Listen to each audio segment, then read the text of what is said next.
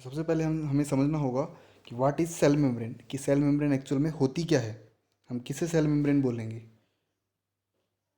तो अगर हम डेफिनेशन की बात करें तो सेल मेम्ब्रेन, जिसका दूसरा नाम प्लाज्मोलेमा भी जिसे बोलते हैं, तो सेल मेम्ब्रेन एक ऐसी बायोलॉजिकल मेम्ब्रेन है जो सेल को सेपरेट करती है आउटसाइड एनवायरनमेंट से। मतलब सेल का अंदर का एनवायरनमेंट और सेल का बाहर का एनवायरनमेंट, इन दोनों के जो बीच की कड़ी है वो है cell membrane.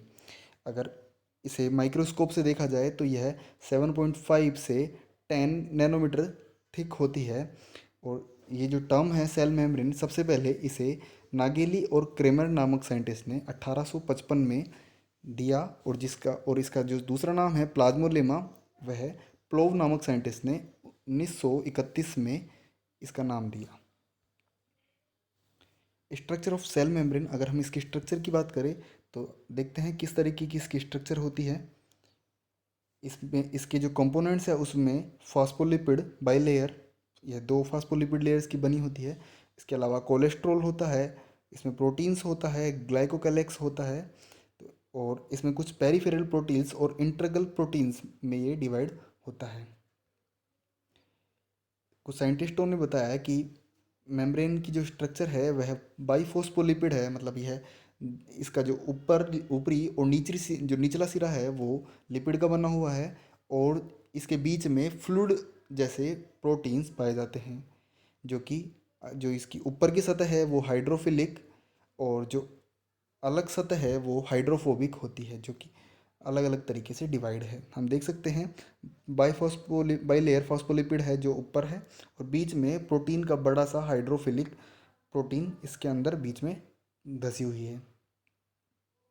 Models of plasma membrane, plasma membrane की स्ट्रक्चर को बताने के लिए कई साइंटिस्टों ने मॉडल दिए जो इस प्रकार है। पहला मॉडल डेनियली और डेवसन का मॉडल। डेनियली और डेवसन ने 1935 में प्लाज्मा मेम्ब्रेन की स्टडी की, और उन्होंने बताया कि यह लिपिड बाइलेयर मॉडल है।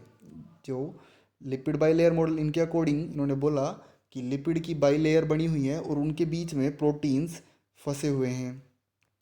इन्होंने यह भी बताया कि जो ड्रॉपलेट्स है वो ऊपर की तरफ है, और जो बाकी सरफेस टेंशन है वो सेल के ऊपर की तरफ ज़्यादा है बजाय नीचे की, और इससे सैंडविच मॉडल भी कहा गया। डेनियल और डेवसन ने बताया कि जो लिपिड है वो बाइलेयर फॉर्म में पाई जा रही है, और उसके चारों तरफ प्रोटीन कोट इस तरीके से बने हुए हैं, और अलग अलग लेयर्स के बीच में पोलर पोर्स पाए जा रहे हैं। रॉबर्टसन्स मॉडल, जिसे यूनिट मेम्ब्रेन मॉडल भी कहते हैं, रॉबर्टसन ने 1965 में प्लाज्मा मेम्ब्रेन की स्ट्रक्चर बताने के लिए एक हाइपोथेसिस दी, जिसे यूनिट मेम्ब्रेन मॉडल भी कहते हैं। इनके अकॉर्डिंग प्लाज्मा मेम्ब्रेन एकक झिल्ली की बनी हुई है, अर्थात केवल एक ही मॉलिक्यूल की बनी हुई है, और वह लिपिड और प्रोटीन दोनों में से कुछ भी हो सकती है। इन्होंने बताया कि लिपिड बाइलेयर इस तरीके से अरेंजमेंट है, और जिनके ऊपर ग्लाइकोप्रोटीन का कोट लगा हुआ है। तीसरा मॉडल आया फ्लूइड मोजेक मॉडल, जिसे सिंगर और निकोलसन नामक साइंटिस्ट ने 1972 में दिया। इन्होंने बताया कि जो प्लाज्मा मेम्ब्रेन की स्ट्रक्चर है वह एक समुद्र के जैसी है, जिसमें लिपिड और प्रोटीन के मॉलिक्यूल एक दूसरे से चिपके हुए या फैली अवस्था में पाए जाते हैं। इन्होंने ये भी बताया बाद में कि फॉस्फोलिपिड की बाइलेयर पाई जाती है सेल मेम्ब्रेन के चारों तरफ, और प्रोटीन्स उसमें धसे हुए होते हैं, या तो इंट्रेंसिक रूप में या पेरिफेरली रूप में। मतलब अगर पूरे अंदर से बाहर तक निकले हुए हैं तो इंट्रेंसिक, और केवल बाहर सतह पर प्रोटीन्स हैं तो वो पेरिफेरली प्रोटीन्स हैं। और ये जो प्रोटीन्स है ये ग्लोबुलर प्रोटीन्स होते हैं, और इस मॉडल को वाइडली एक्सेप्टेड भी किया गया है सब जगह। हम देख सकते हैं किस तरीके से है, अगर कि यह पूरा एक समुद्र जैसा है जिसमें लिपिड और प्रोटीन के मॉलिक्यूल एक दूसरे से धसे हुए हैं।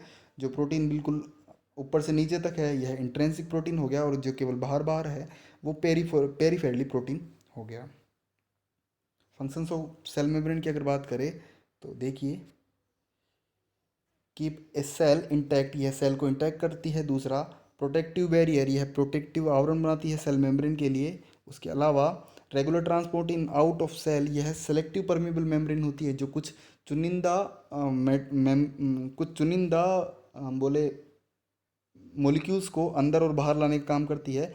स्मॉल लिपिड सोल्यूबल मोलिक्यूल्स को अंदर और बाहर करती है, जैसे कि ऑक्सीजन और कार्बन डाइऑक्साइड को इजीली पास कर देती है। और water can freely cross A membrane, और इस मेम्ब्रेन को जो वाटर मोलिक्यूल्स है वो इजीली पास कर सकते हैं।